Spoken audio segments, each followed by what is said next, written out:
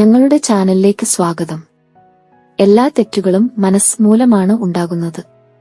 മനസ്സ് രൂപാന്തരപ്പെട്ടാൽ തെറ്റ് നിലനിൽക്കുമോ? ബുദ്ധൻ. മനസ്സിൽ നിന്നാണ് എല്ലാ തെറ്റുകളും ഉദ്ഭവിക്കുന്നത്. മനസ്സിനെ പരിവർത്തനം ചെയ്താൽ തെറ്റുകൾ അവശേഷിക്കുമോ? ഈ ചോദ്യത്തിൽ ആഴമേറിയ പ്രചോദനം ഉൾപ്പെടുന്നു. അത് നിങ്ങളുടെ ജീവിതത്തിൽ പോസിറ്റീവായ മാറ്റങ്ങൾ വരുത്താൻ നിങ്ങളെ പ്രകമാക്കും. പ്രചോദന കാരണങ്ങൾ.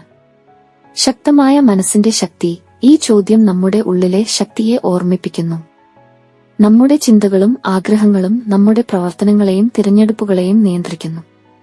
നമ്മുടെ മനസ്സിനെ നല്ലതിനായി രൂപാന്തരപ്പെടുത്താൻ നമുക്ക് ശ്രമിച്ചാൽ തെറ്റായ തിരഞ്ഞെടുപ്പുകൾ ഒഴിവാക്കാനും കൂടുതൽ നല്ലൊരു ജീവിതം നയിക്കാനും നമുക്ക് കഴിയും. സ്വയം മെച്ചപ്പെടുത്തലിന്റെ സാധ്യത. ഈ ചോദ്യം മാറ്റത്തിനും വളർച്ചയ്ക്കുമുള്ള ക്ഷണമാണ്. നമ്മുടെ ചിന്താഗതികളും ശീലങ്ങളും പരിശോധിക്കാനും കൂടുതൽ നല്ല വ്യക്തികളാകാൻ ശ്രമിക്കാനും ഇത് നമ്മെ പ്രേരിപ്പിക്കുന്നു. പോസിറ്റീവ് ചിന്തയുടെ പ്രാധാന്യം. നമ്മുടെ മനസ്സ് ഒരു പൂന്തോട്ടം പോലെയാണ്. നമ്മൾ നട്ടുപിടിപ്പിക്കുന്ന വിത്തുകൾ നമ്മുടെ ജീവിതത്തിൽ പുഷ്പിക്കുന്നു. നല്ല ചിന്തകളും പോസിറ്റീവ് ചിന്തയും നട്ടുപിടിപ്പിച്ചാൽ നമ്മുടെ ജീവിതത്തിൽ നല്ല ഫലങ്ങൾ അനുഭവിക്കും. മറ്റുള്ളവരെ സഹായിക്കാനുള്ള കഴിവ്. മനസ്സിന്റെ പരിവർത്തനം നമ്മുടെ പ്രവർത്തനങ്ങളിൽ മാത്രമല്ല മറ്റുള്ളവരുടെ ജീവിതത്തിലും പ്രതിഫലിക്കും. കൂടുതൽ ദയയും കരുണയും ഉള്ള വ്യക്തികളാകുമ്പോൾ മറ്റുള്ളവരെ സഹായിക്കാനും പിന്തുണയ്ക്കാനും നമുക്ക് കഴിയും. ആത്മസംതൃപ്തിയുടെ നേട്ടം. നമ്മുടെ മനസ്സിനെ ശരിയായ ദിശയിലേക്ക് നയിക്കുമ്പോൾ നമ്മുടെ ജീവിതത്തിലെ തിരഞ്ഞെടുപ്പുകളിൽ നമുക്ക് ആത്മവിശ്വാസം തോന്നുകയും കൂടുതൽ സംതൃപ്തി അനുഭവിക്കുകയും ചെയ്യും. ഈ ചോദ്യം ചിന്തിക്കാനും പ്രവർത്തിക്കാനും നിങ്ങളെ പ്രേരിപ്പിക്കും. നിങ്ങളുടെ മനസ്സിനെ പരിവർത്തനം ചെയ്യാനും കൂടുതൽ നല്ലൊരു വ്യക്തിയാകാനും നിങ്ങൾ ശ്രമിക്കുമ്പോൾ നിങ്ങളുടെ ജീവിതത്തിൽ നിങ്ങൾ അവിശ്വസനീയമായ മാറ്റങ്ങൾ കാണും. ഒരു ചെറുകഥ കേൾക്കാം. ഒരു ഗ്രാമത്തിൽ കുഞ്ചപ്പൻ എന്നൊരു കർഷകൻ ജീവിച്ചിരുന്നു. കഠിനാധ്വാനിയും നല്ല മനസ്സുമുള്ള കുഞ്ചപ്പനെ എല്ലാവരും ഇഷ്ടപ്പെട്ടു.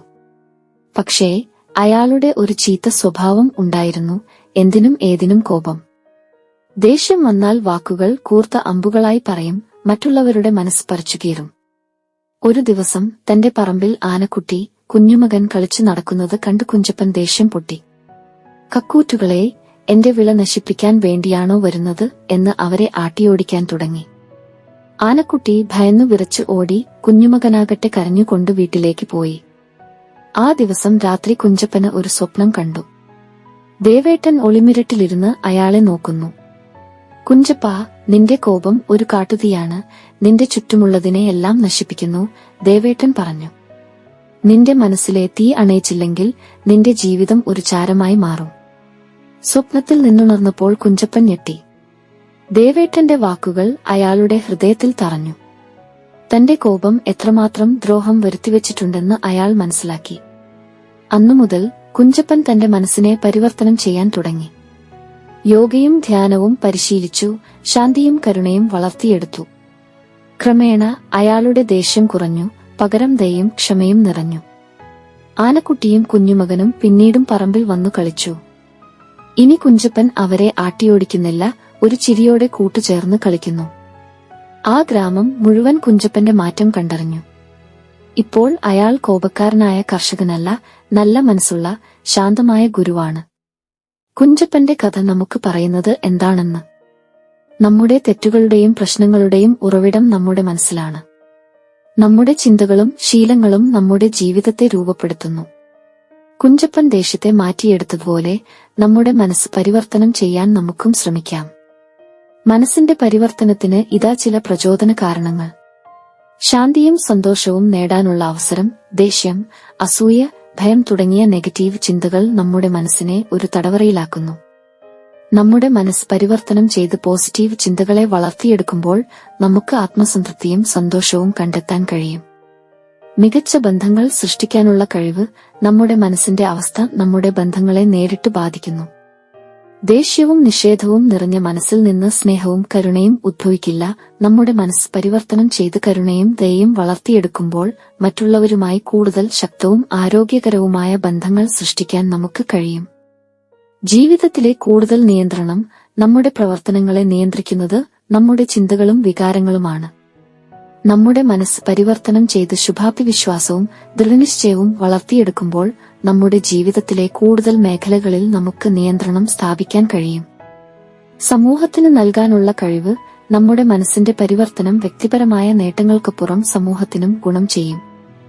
നമ്മുടെ മനസ്സിൽ ദയയും കരുണയും നിറഞ്ഞു നിൽക്കുമ്പോൾ മറ്റുള്ളവരെ സഹായിക്കാനും പിന്തുണയ്ക്കാനും നമുക്ക് പ്രേരണ തോന്നും. അങ്ങനെ നാം ഒരു നല്ല സമൂഹത്തിന്റെ നിർമ്മാണത്തിന് കാരണമാകും. ഈ കാരണങ്ങൾ നമുക്ക് ഓർമ്മിപ്പിക്കുന്നത് നമ്മുടെ മനസ്സ് ഒരു പൂന്തോട്ടം പോലെയാണ് എന്നാണ്. നാം നട്ടുപിടിപ്പിക്കുന്ന വിത്തുകൾ നമ്മുടെ ജീവിതത്തിൽ പുഷ്പിക്കുന്നു.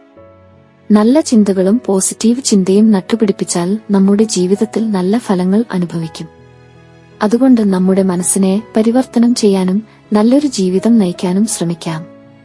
കുഞ്ചപ്പന്റെ കഥ നമുക്ക് കാണിച്ചു തരുന്നത് മാറ്റം സാധ്യമാണെന്നാണ്. നമ്മുടെ മനസ്സ് എത്രമാത്രം കിനമാണെങ്കിലും നാം ശ്രമിച്ചാൽ മാറ്റാൻ കഴിയും. അതിനു പകരം നമുക്ക് ദയയും കരുണയും വളർത്തിയെടുക്കാം. നമ്മുടെ ചുറ്റുമുള്ള ലോകത്തെ മെച്ചപ്പെടുത്താൻ നമുക്ക് ശ്രമിക്കാം. ഇന്ന് നമ്മുടെ മനസ്സിനെ പരിവർത്തനം ചെയ്യാനുള്ള ആദ്യപടികൾ വയ്ക്കാം. നമുക്ക് നമ്മുടെ ചിന്തകളെ നിരീക്ഷിക്കാനും തിരുത്താനും തുടങ്ങാം. നമ്മുടെ ദിവസത്തിലുടനീളം ഉയർന്നുവരുന്ന നെഗറ്റീവ് ചിന്തകളെ തിരിച്ചറിയാൻ ഒരു ശ്രമം നടത്താം. കോപം, അസൂയ, ഭയം തുടങ്ങിയ വികാരങ്ങൾ നമ്മളിൽ ഉയർന്നുവരുമ്പോൾ ഒരു നിമിഷം നിന്ന് ശ്വാസം എടുക്കാൻ പഠിക്കാം. ഈ ദയനീയമായ വികാരങ്ങളെ നമ്മുടെ പ്രവർത്തനങ്ങളെ നിയന്ത്രിക്കാൻ അനുവദിക്കരുത്. പകരം നമുക്ക് ശാന്തവും പോസിറ്റീവുമായ ഒരു ഇടത്തേക്ക് നമ്മുടെ മനസ്സിനെ തിരിച്ചുവിടാൻ ശ്രമിക്കാം. ജയ് ഹിന്ദ്. നിങ്ങളുടെ സമയത്തിനും ശ്രദ്ധയ്ക്കും നന്ദി. ഞങ്ങളുടെ വീഡിയോ നിങ്ങൾക്ക് പ്രചോദനമാകുമെന്ന് ഞങ്ങൾ പ്രതീക്ഷിക്കുന്നു. നിങ്ങളുടെ സുഹൃത്തുക്കൾക്കും കുടുംബാംഗങ്ങൾക്കും വീഡിയോ ലൈക്ക് ചെയ്യാനും അഭിപ്രായമിടാനും പങ്കിടാനും ഞങ്ങൾ അഭ്യർത്ഥിക്കുന്നു. ഇതുപോലെയുള്ള മോട്ടിവേഷണൽ വീഡിയോകൾക്കായി ഞങ്ങളുടെ ചാനൽ സബ്സ്ക്രൈബ് ചെയ്യുക. ജയ് ഹിന്ദ്.